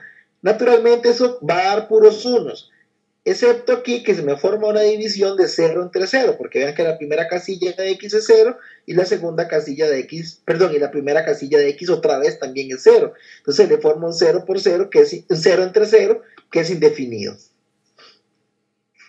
Muy bien. Y también si hago una división por 0, donde el numerador no es 0 y el denominador sí es 0, obtengo este infinito. Vean que aquí lo que va a hacer es 1 entre 0, que daría infinito. 1 entre 3, que es 0,33. 1 entre 4, que es 0,25. 1 entre 2, que es 0,50. Bajo ciertos contextos, yo puedo tener variables categóricas. En el caso de ellos se llaman variables tipo factor. Y básicamente es una variable que no guarda los valores como tales, sino lo que guarda son las categorías o las modalidades que tiene la variable. Para ello yo digo la palabra clave factor y digo las modalidades que quiero crear. Entonces aquí estoy creando una variable país, digo factor y digo los países que va a tener esa variable, que son Honduras, Costa Rica, otra vez Honduras, Belice y Nicaragua. ¿Ok? Y ahí están los datos almacenados. Veamos este otro ejemplo que es más interesante. Yo digo país 2, digo el operador de asignación, digo factor, digo todos los valores de la variable y digo todos los niveles de la variable. Los niveles de la variable básicamente son todos los valores distintos que permite tomar la variable, es decir, todas las modalidades de la variable. Algunas de esas modalidades podrían estar presentes en mis datos, que son estos que estoy marcando acá. Algunas podrían no estar presentes. Por ejemplo, Salvador no está presente aquí, pero se está dejando previsto de que exista la posibilidad de una modalidad que se llame El Salvador, también una que se llame Guatemala, que no está presente en los datos, pero sí está presente en la descripción o definición de los niveles o de las modalidades. Si quiero crear una matriz, utilizo el comando matrix. Vean que yo indico la matriz de manera contigua, o sea, como si fuera un vector, pero acá indico el tamaño. Entonces yo digo una matriz, digo los valores y digo 4,3, por ejemplo, en este caso, y es porque quiero una matriz de 4 por 3, es decir, 4 filas, 3 columnas. Noten que el llenado, vean esta secuencia de valores acá, 1, 2, 3, 4, 5, 6, 7, 8, 9, 0, 0, menos 1, que el llenado es columnar. 1, 2, 3, 4, primera columna, 5, 6, 7, 8, segunda columna, 9, 0, 0, menos 1, tercera columna. ¿Ok? Eso es importante, porque si yo quisiera que más bien se llenaran 1, 2, 3 por fila, primera, 4, 5, 6 en la segunda fila, debo hacerlo de una forma diferente. Ya más abajo voy a indicar cómo se hace. Pero recuerden entonces que de manera predeterminada, para crear una matriz, yo debo indicar la palabra matrix, que es la instrucción para crear matriz, el conjunto de valores, cuántas filas y cuántas columnas, y de manera predeterminada él lo va a llenar columnarmente. Primera columna, segunda columna, etc. Y ya vamos a ver ahorita cómo llenarlo por fila. Si quiero medir una matriz, ver la dimensión, cuántas filas, cuántas columnas, digo dim, el nombre de la matriz, y aquí obtengo el tamaño. 4 por 3, 4 filas, 3 columnas. ¿Cómo extraigo una casilla de la matriz? Muy parecido a como se hacía de un vector. Simplemente digo el nombre de la variable y entre paréntesis cuadrados digo fila, coma, columna. Entonces, por ejemplo, ahí 2,3 es fila 2, columna 3. Fila 2, columna 3, efectivamente tiene un 0. Yo puedo extraer una porción de una matriz. Aquí estoy diciendo de matriz extraiga filas 1 y 2, columnas 2 y 3. Entonces va a ir, extrae filas 1 y 2, pero no filas 1 y 2 completas, sino filas 1 y 2, columnas 2 y 3, que básicamente es esta región de aquí, 5, 9, 6, 0. Y es justamente la salida que tenemos acá. Si las columnas que yo quiero extraer no están juntas, lo puedo hacer de esta manera. Digo, de la variable matriz, no digo cuáles filas, es decir, va a traer todas, sino digo cuáles filas él va a traer todas. Y digo las columnas, como las columnas no están juntas, entonces digo concatenación de 1 con 3, es decir, columna 1 y con columna 3. Veamos arriba los datos. La columna 1 es 1, 2, 3, 4. Aquí está, 1, 2, 3, 4. Y la columna 3 es 9, 0, 0, menos 1. 9, 0, 0, menos 1. Y aquí abajo, en efecto, 9, 0, 0, menos 1. Si yo indico la multiplicación con el signo de asterisco, él no va a ser el producto matricial. Esto hay que tener mucho cuidado. Él lo que va a hacer es el producto casilla por casilla. Es decir, primera entrada de la matriz por la primera entrada de la otra matriz, segunda entrada de la matriz por la segunda entrada, etc. Si yo quiero realizar el producto matricial que todos conocemos, que se hace fila por columna, haciendo una suma producto, debo indicar el operador de producto, pero dentro de dos símbolos de porcentaje, que es justamente lo que se está haciendo aquí. Sin embargo, en este caso, si usted hace esto, va a dar error, porque usted no puede multiplicar una matriz de 4 por 3 por una matriz de 4 por 3. Recordemos que para poder multiplicar dos matrices, la cantidad de columnas de la primera matriz debe coincidir con la cantidad de filas de la segunda matriz. Este 3 no coincide con este 4, por lo tanto no se puede multiplicar. Pero para ver un ejemplo, aquí creamos otra matriz que es de 3 por 2. Entonces tendríamos una matriz de 4 por 3 por una matriz de 3 por 2, lo cual sí es compatible, ya lo vamos a ver. Y es justamente lo que está acá, que es una matriz de 4 por 2 el resultado. Esto sí es producto matricial, porque se está indicando el símbolo de asterisco, pero dentro de dos símbolos de porcentaje. Si no lo pongo así, lo que va a hacer es producto casilla por casilla. Muy bien. Otra forma de crear una matriz es decir ncol y dar el número de columnas y nrow y el número de filas, ncol y el número de columnas. ¿Ok? Vean que nuevamente lo está creando columnarmente. Pone el 1, pone el 2, pone el 3, pone el 4. Si yo quiero que lo haga a nivel de fila, como les prometí hace un rato atrás, hay que indicar este by row equal true, que le dice que por favor lo haga por fila. Entonces toma y lo hace 1, 2, 3, 4, en lugar de 1, 2, 3, 4 para el otro lado. Si indico raíz cuadrada de una matriz, lo que va a hacer es sacar la raíz cuadrada casilla por casilla. Vean que saca la raíz cuadrada de 1, que es 1, la raíz cuadrada de 2, la raíz cuadrada de 3, la raíz cuadrada de 4. Si indico potencia, igual potencia casilla por casilla. Si yo quiero combinar dos matrices, existen unas funciones que se llaman cbind y rbind.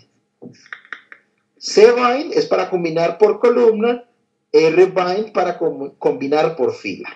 Entonces veamos, tenemos esta matriz M1 con estos valores y lo que quiero hacer es lo siguiente.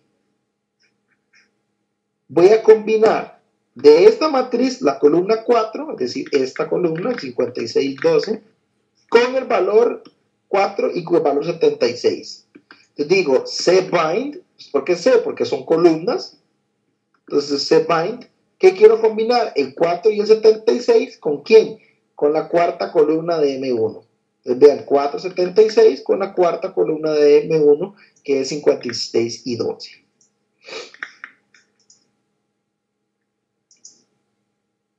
Acá estoy haciendo una replicación y creando una matriz a la misma vez.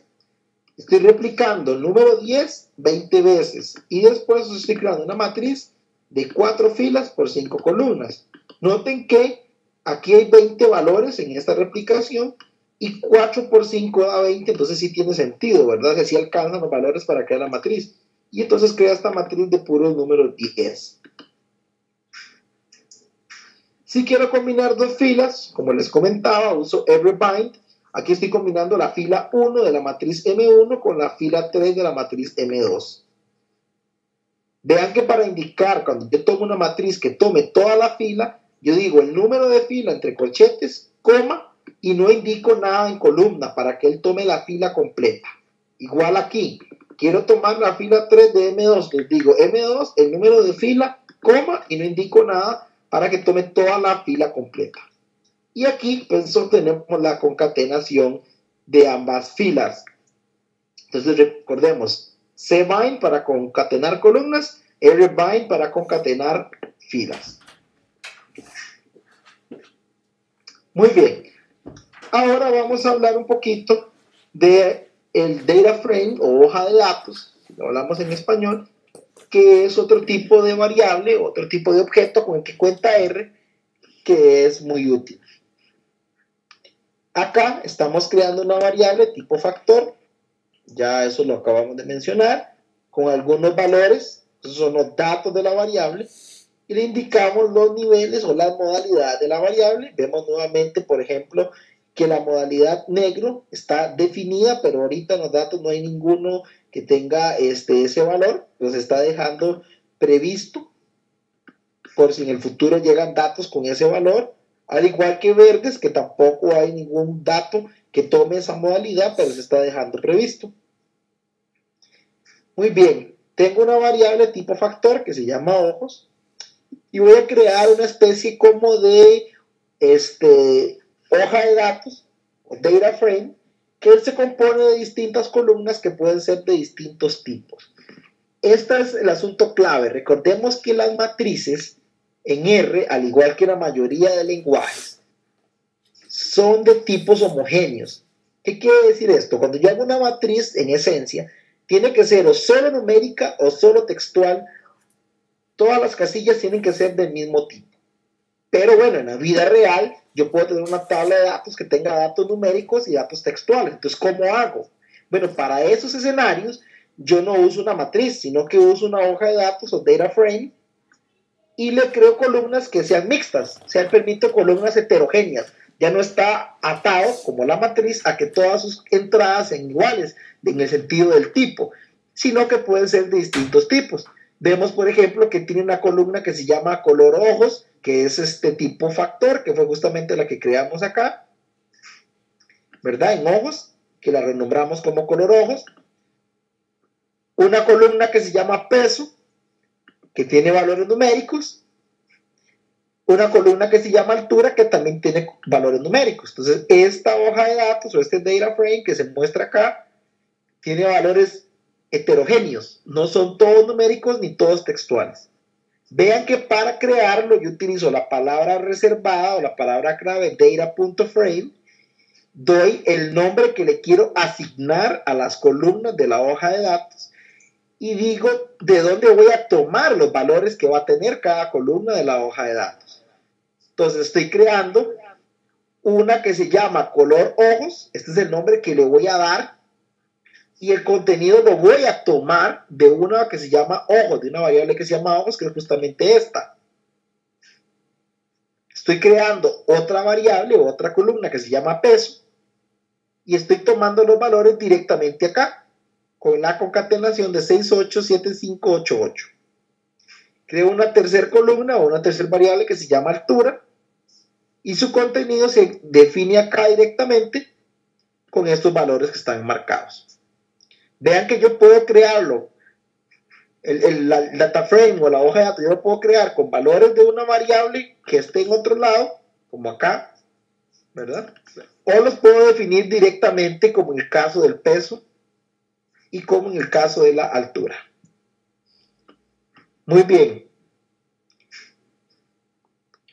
Yo puedo convertir una matriz a un data frame o a una hoja de datos. ¿Cómo hacemos eso? Bueno, para transformar una matriz y forzarlo o obligarlo a convertirse en una hoja de datos, yo uso esa instrucción as.data.frame. Vea que es muy parecido al que se utilizó hace unos instantes, excepto por esta parte, ese AS. Esto lo que quiere decir es, interprételo como un data frame y le doy la matriz de que estamos hablando. Es lo que hace internamente es transformar la matriz en un data frame para que ya quede como se quiere manejar. Uno puede ver los nombres de las columnas. Vean que aquí se muestra este V1, V2, V3. Para verlo yo puedo decir names y el nombre de la hoja de datos o data frame para que él me liste los nombres de las columnas. Yo puedo cambiarlos también. Entonces digo names y digo el operador de flecha y concateno los nombres que voy a asignar. Aquí asigno 3 nombres, pues porque datos 2 tiene 3 columnas, entonces le estoy asignando un nombre a cada columna. Tengo que asignarlos todos, no puedo asignarle nombres a unas columnas y a otras no. Eso es importante tenerlo en cuenta. ¿Y cómo se acceden las columnas de una hoja de datos? Se acceden muy similar a los de una matriz. Y a los de una lista que vamos a ver más adelante, y es justamente con el símbolo de dólar. Digo el nombre de la hoja de datos, el símbolo de dólar y el nombre de la columna. Si quiero ver cuántas columnas tiene la hoja de datos, utilizo la función ncol, que es del número de columnas, o nrow para la cantidad de filas. En este caso tiene 3 filas y 3 columnas, entonces en ambos casos tenemos el valor de 3. Ahora, ¿qué pasaría si yo tengo una variable y yo no estoy seguro de qué tipo es? Para ello existe una función para determinar el tipo, para preguntar el tipo de una variable. Y es la función class, ¿ok? Entonces yo digo class y le doy una variable, en este caso, que es una variable que se llama matriz, y él me dice que class es de tipo matrix, ¿ok? Le pregunto de qué clase es esta otra variable que se llama datos y me dice que es de tipo data frame o hoja de datos. Eso es muy importante cuando yo voy a utilizar algunas operaciones porque yo a veces ocupo garantizarme de que las entradas sean tipo matriz o sean tipo data frame. Entonces yo con class puedo preguntar de qué tipo es pues lo que estoy analizando, mi variable, ¿ok? Ahora vamos a hablar un poco de las listas. Haciendo un recuento, las matrices pueden tener varias columnas, pero todas las columnas tienen que ser del mismo tipo. Eso ya lo mencionamos. Las hojas de datos, por el contrario, pueden tener columnas de distintos tipos, pero a pesar de que pueden ser de distintos tipos, tienen que ser todas del mismo largo, por decirle de alguna forma. Es decir, no puede ser que una columna tenga 10 casillas y otra tenga 3 casillas nada más. En el caso de la lista sí se puede obtener eso. Y en algunos contextos eso representa pues una ventaja. Para crear una lista vacía se utiliza el comando list, de lista en inglés, o bien yo puedo crear de una vez una lista con algún contenido y decir list, el nombre del campo de la lista y el valor. Acá estoy creando una lista que se llama J con 3 campos: nombre, salario y unión. El campo nombre tiene un único valor, Luis. El campo salario, un único valor, 55,000. Y el campo unión, un único valor, que es true o verdadero. En este caso, todos los campos de la lista tienen un único valor cada uno, pero lo importante es que la lista permitiría que aquí tuviera 3, 4 nombres y solo un salario. Y tal vez tuviera 6 o 7 valores de unión. ¿Ok? Acá estoy definiendo una lista, pero no le estoy poniendo nombre a los campos. Entonces el sistema de manera automática le pone un nombre. Y es este que está acá, doble corchete 1, doble corchete 2 y doble corchete 3. Si una lista que sí tiene nombres, le quiero saber cuáles son los nombres de los campos, puedo usar la función names y decirle la lista y él me va a retornar el nombre de los campos de la lista, que son justamente esos que están acá. Si yo tengo algo dentro de una lista y lo quiero desenlistar, o sea, sacarlo, que ya no sea una lista, puedo usar la función unlist o desenlistar para llevar a cabo esa tarea. Vean, por ejemplo, tengo una lista con 2 campos, uno que se llama ABC y otro que se llama DE. El campo ABC tiene por valor Luis y el campo DE tiene por valor 5. Acá se muestra la lista con sus campos. ¿Ok?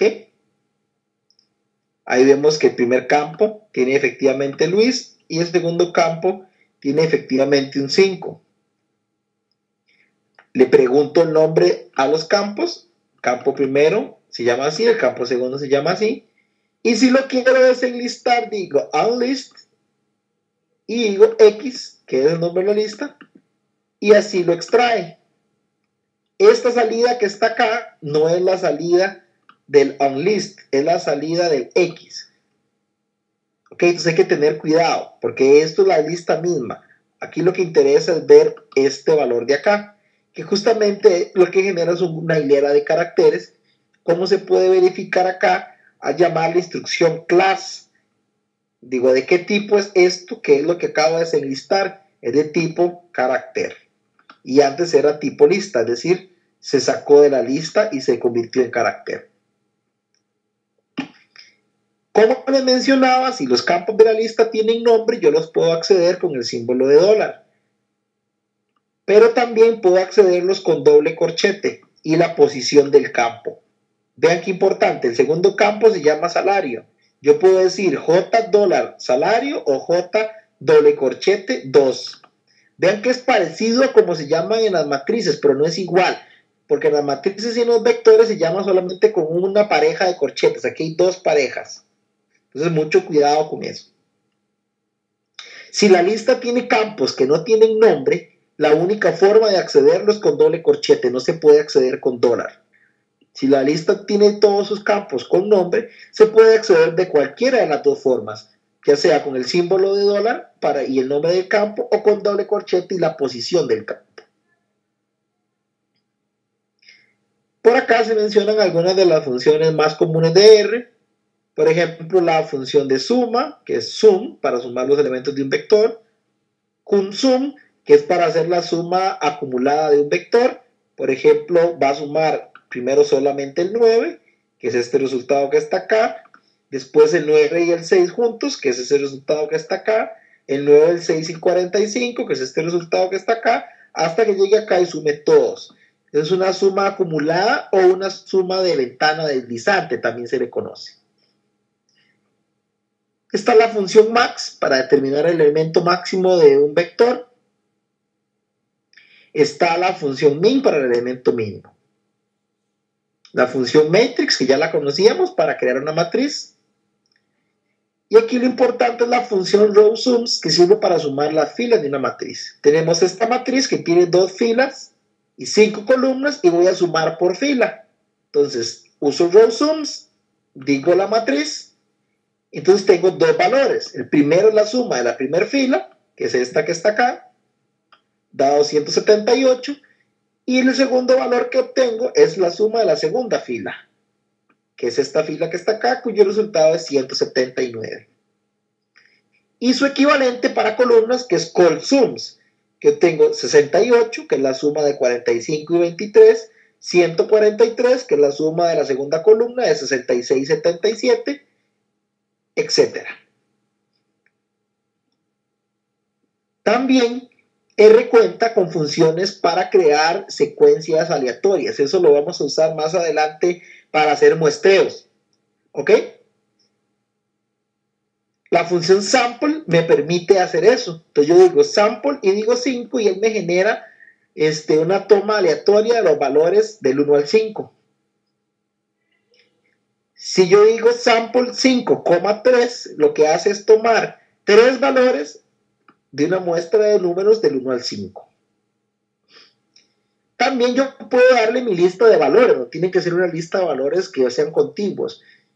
Yo puedo darle mi propia lista. Acá estamos creando una lista de valores, un vector de valores, perdón, no una lista, sino un vector de valores del 1 al 10, y estoy haciendo una muestra de ellos que básicamente hizo una toma aleatoria de estos 10 valores, pero al azar.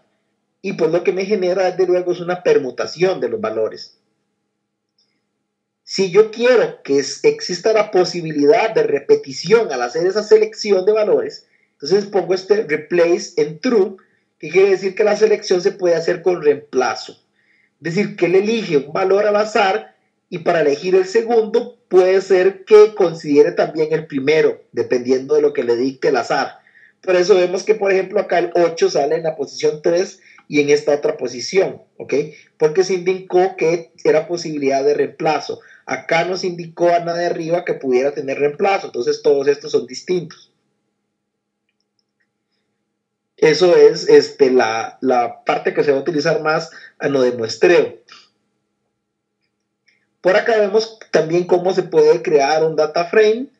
Eso ya lo mencionamos un poquito arriba. Vean que se puede crear las variables independientes con los valores, una variable X, Y con números, una variable género, y aquí asignar las columnas al data frame. Recuerden que cuando lo creamos es el nombre que quiero darle igual a de dónde vienen los valores, nombre que quiero darle, de dónde vienen los valores, nombre que quiero dar, de dónde vienen los valores. Puedo darle nombre a las filas, row.names, y asigno el nombre a las filas si no tenían nombre. puedo acceder a una columna con dólar, eso ya lo habíamos visto, o bien con notación de corchete similar con una matriz. Vean que aquí estoy extrayendo toda la columna 1, entonces digo el nombre del data frame o de la hoja de datos, no digo la fila, coma, digo la columna, y él entiende que es todas las filas, todas las entradas de la columna en cuestión. Muy bien. Calculo la media, desviación estándar, correlación, eso ya lo sabíamos hacer. Para la persona que preguntaba hace un rato, ¿cómo hace para calcular, por ejemplo, el promedio de una fila? Bueno, aquí estaría más o menos la respuesta. Aquí estoy tomando toda la fila 3, no digo la columna, para que tome toda la fila 3, y básicamente lo que haría yo aquí es poner aquí la función promedio, ¿verdad? Mandarle esto a la función promedio, o a la función de desviación estándar, o a lo que yo quiera calcular. Por acá vemos que cuando yo leo una tabla con la función readTable, cosa que ya hemos ido mencionando hace unos instantes atrás, lo que ella me genera es una hoja de datos. O sea, cuando yo leo un archivo en R con esta función, lo que él me genera es una hoja de datos.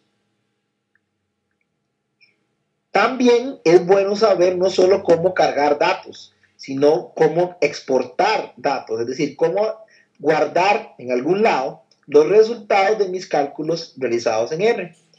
Para ello está esta función writeTable, que es pues como una función hermana de la readTable, solo que es para escribir.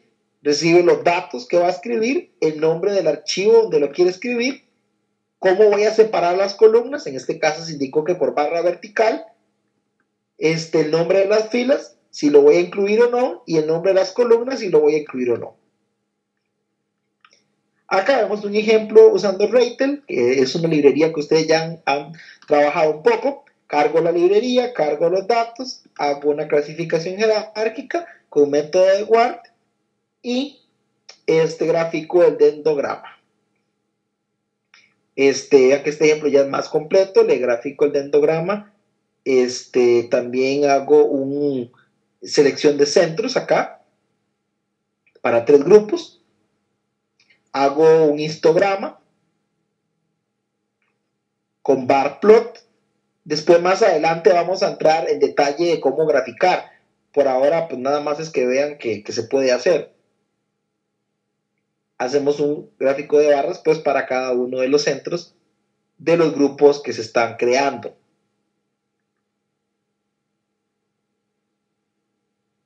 Acá graficamos los 3 centros juntos. Después vamos a ver cómo colocar estas etiquetas de leyenda, cómo cambiar el tamaño de esto, cómo cambiar la ubicación, los colores, etcétera. Cómo hacer gráficos bastante elaborados.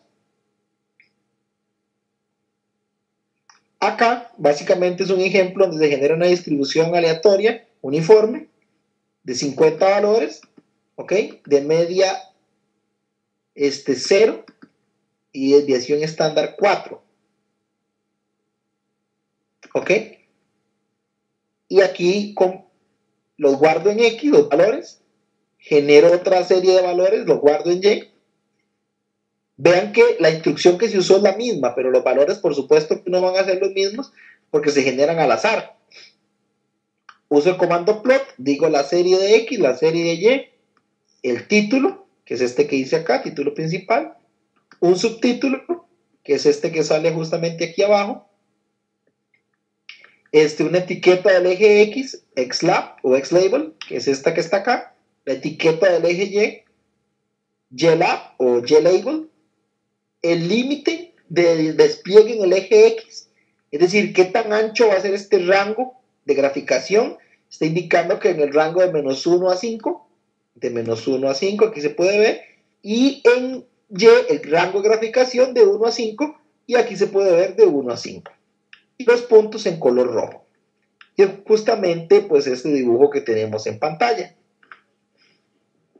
R cuenta con otras instrucciones para hacer dibujos mucho más sofisticados, como por ejemplo la instrucción points para poner puntos, lines para líneas, text para textos, para encontrar una línea de tendencia, para dibujar un polígono, para dibujar segmentos de recta, para dibujar flechas, para poner símbolos, para poner leyendas, muchas otras cosas más que vamos a ir viendo pues poco a poco en el transcurso del curso.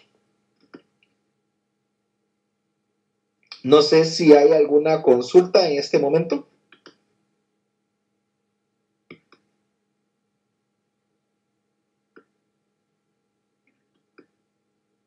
Recuerden que igualmente si en el transcurso de cuando están revisando el material o cuando están realizando sus ejercicios de tarea, pueden hacer consultas en el foro. Cada lección cuenta con un espacio de consulta. Voy a redimensionar esto un poquito. Acá tenemos el centro de ayuda de consulta. Y bueno, si no hay preguntas, entonces vamos a pasar rápidamente a ver el enunciado de la tarea, que es, pues como es habitual acá en Promidad, para de hoy en 8, dentro de una semana. Esta primera tarea es sencilla, pues nada más para que se pongan al corriente de cómo es que se maneja todo el asunto de los scripts y la consola de R. El primer ejercicio lo que trata es de hacer algunos cálculos básicos en R, pues para ver que puedan entender y manejar las operaciones. En este segundo ejercicio se pide calcular esta fórmula con estos valores de Y y valores de Z. Tengan mucho cuidado aquí al hacer las potencias y ver el orden de las operaciones. Por acá se piden crear algunos vectores y calcular algunos elementos, que el mayor, que el menor, que los que cumplen una regla, ahí lo pueden revisar. Por acá operamos un poco con matrices, un poco con una hoja de datos. Acá estamos creando una hoja de datos, pero no desde un archivo, sino desde los datos como tal. Ahí ustedes se pueden basar en los ejemplos que desarrollamos en la clase de hoy. Por acá se pide cargar un archivo y hacer algunas cosas. Ese archivo se encuentra acá en la plataforma. Dice datos, tarea número 1, ahí lo pueden ver. Descargar un archivo comprimido, un zip, y extraer y encontrar los archivos que requieren para hacer la tarea. En este caso es este que está aquí. Calcular algunos indicadores y también hacer algunos trabajos con este otro archivo que se proporciona. Adicionalmente les comento que también en la plataforma desde luego está este material que es el que cubrimos hoy, así como la presentación que hicimos sobre R y un poquito sobre la instalación. Si alguien tiene dudas con instalación o problemas con instalación, lo más importante es que nos lo haga saber cuanto antes para poderle ayudar y que no se retrasen con la entrega, que es muy importante, ¿verdad? Para ustedes. Por acá está el buzón de la entrega, por acá están los materiales que le comentaba y los datos que se usaron para los ejemplos, pues por si los necesitan a la hora de ir replicando los ejercicios que se iban, los ejemplos que se iban haciendo en el material, pues para ir validando los resultados y ir entendiendo mejor los cálculos. Muy bien. No sé si alguien tiene alguna consulta adicional. Si no, pues eso sería todo por el día de hoy.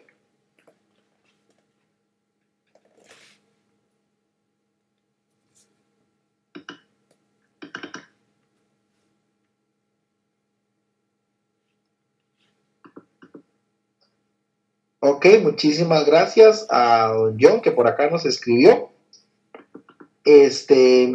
Muchísimas gracias a todos. Entonces, estaríamos con la clase de hoy. Les recuerdo realizar la tarea y subirla al buzón a más tardar el viernes próximo. Un gusto haberlos tenido por acá y nos vemos la próxima semana con la clase 2. Hasta luego.